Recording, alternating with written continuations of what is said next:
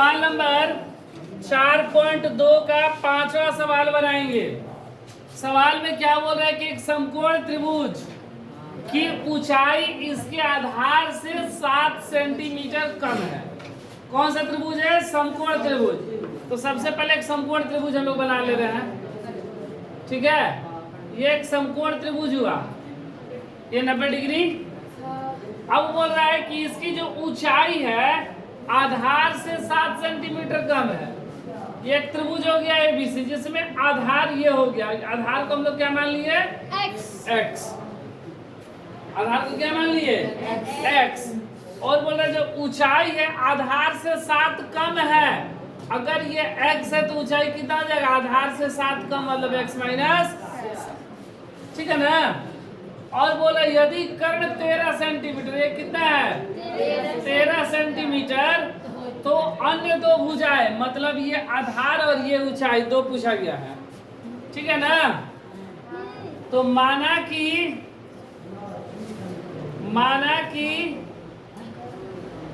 समकोण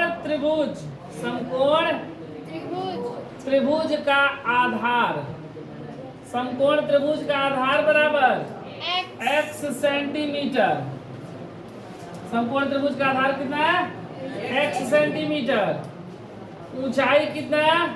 x minus 7 centimetre, ठीक है। यही ना प्रश्न से यही ना बोला गया है कि जो ऊंचाई आधार से 7 कम है, तो आधार हो गया x, ऊंचाई x माइनस 7, ठीक है। और कर्ण हमको दिया गया है, कर्ण का मान कितना है? 13 सेंटीमीटर। तो पाइथागोरस सूत्र हमें पता है। पाइथागोरस सूत्र क्या कहता है? कर्ण स्क्वायर बराबर लंब स्क्वायर प्लस आधार स्क्वायर। कर्ण का मान कितना? 13 का स्क्वायर। लंब x माइनस 7 और आधार x। आधार x है ना, आधार x माने भी ऊंचाई मतलब लंब, ठीक है।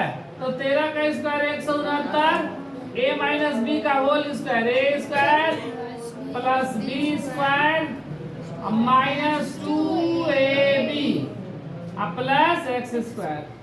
169 बराबर x स्क्वायर प्लस 77 माइनस 7 दूनी प्लस ये x स्क्वायर और ये x स्क्वायर दोनों क्या लिख दिए?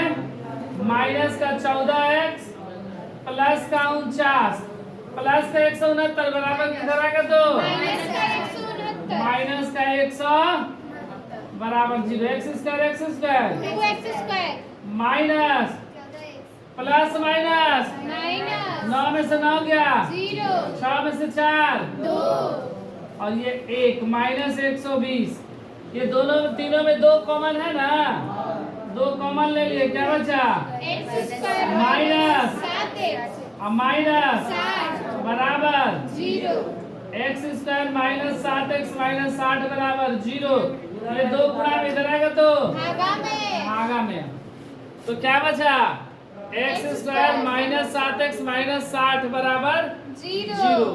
गुणा करने पर और घटाने पर 7, पहला गुणे तीसरा जो घटा, तो वह कौन सी है?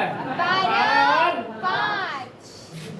तो x square minus 12x plus 5x, 12 में से 5 गया माइनस का 7 और ये 60 बराबर 0।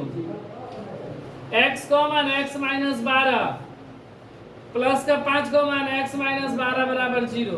तो x माइनस 12 x प्लस 5 बराबर 0। x माइनस 12 बराबर 0 और x प्लस 5 बराबर x बराबर